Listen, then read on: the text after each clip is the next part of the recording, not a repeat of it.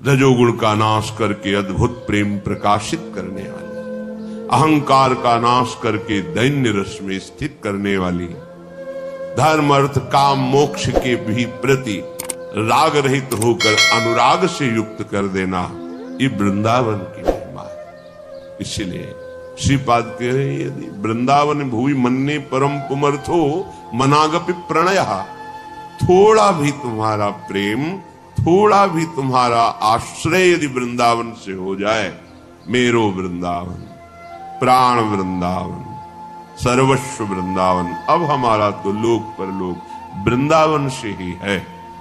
तो कह रहे मैं मानता हूं अब कोई भी पुरुषार्थ तुम्हारे लिए दुर्लभ नहीं है।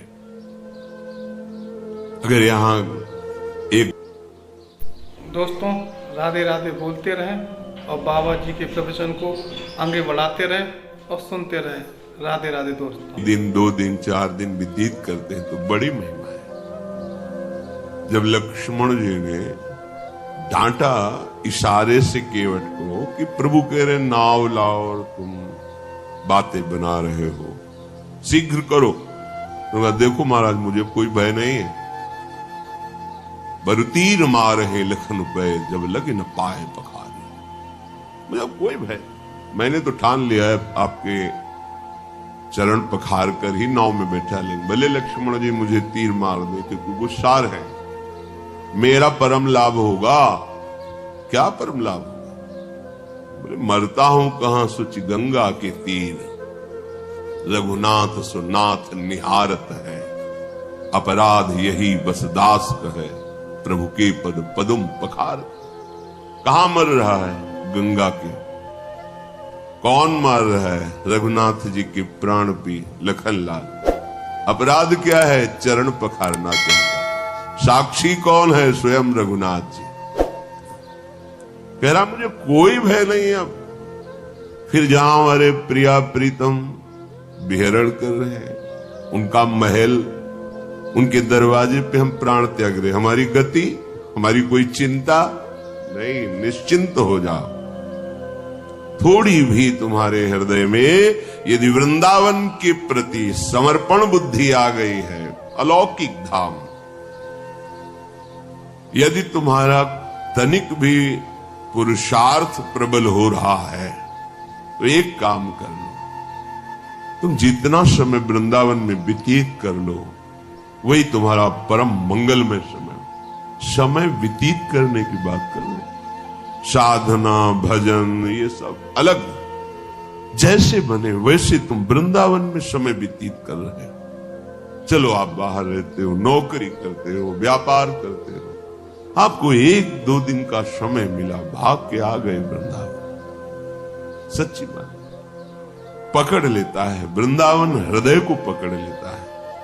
परम महामहिम धाम है। आप कल्याण का कोई भी विषय हमारे हृदय में चिंता नहीं पैदा कर सकता।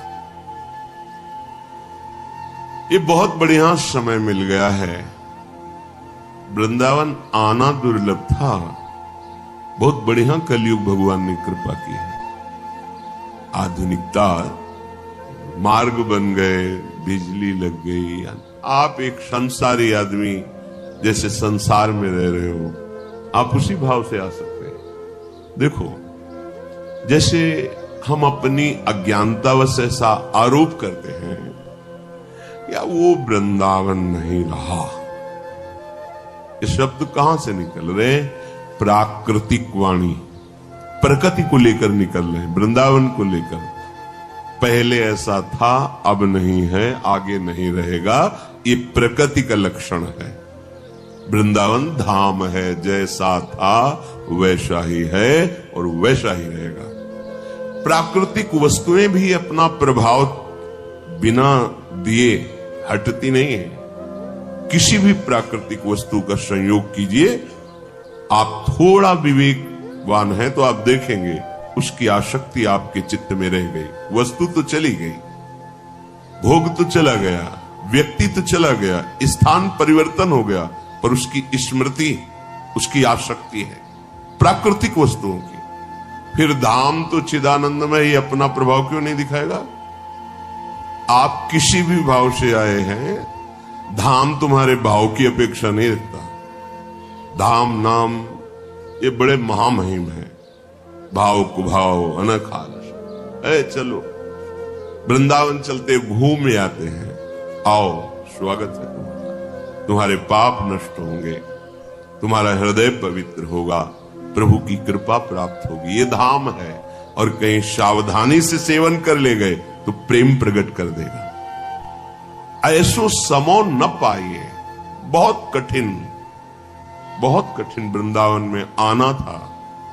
फिर वृंदावन में रहना तो अत्यंत कठिन था। बिना प्रियालाल की प्राप्ति की आसक्ति वाले महापुरुष के यहां कोई रह नहीं सकता था। अगर रोटी भी चाहिए तो मथुरा या दूर दूर जाकर के भिक्षावृत्ति के द्वारा एक एक टुकड़े, क्योंकि सब भिक्षावृत्ति का ही था। तो अब ब्रजवासी के यहां मान लो 100 महात्मा गए तो 100 रोटी एक ब्रजवासी कैसे किसी को दे? क्योंकि यहां बाहर जैसे बाहर के लोग आते हैं, अब यहां थोड़ा सा पहले तो एक एक टुकड़ा ऐसे एक आला दीवार की वहीं रख देना। राधे श्याम बोला एक टुकड़ा लिया चले, क्योंकि 100 बार आना जाना ऐसे ही घरों में होता था। ये मधुकरी रखी, एक रोटी के 4 टुकड़े 8 टुकड़े करके रख दिए। ऐसे जो संत आए ब्रजवासिन के टूक, घर घर छाछ महेरो, जो प्राप्त हुआ उससे उदर पोषण बड़ा कठिन।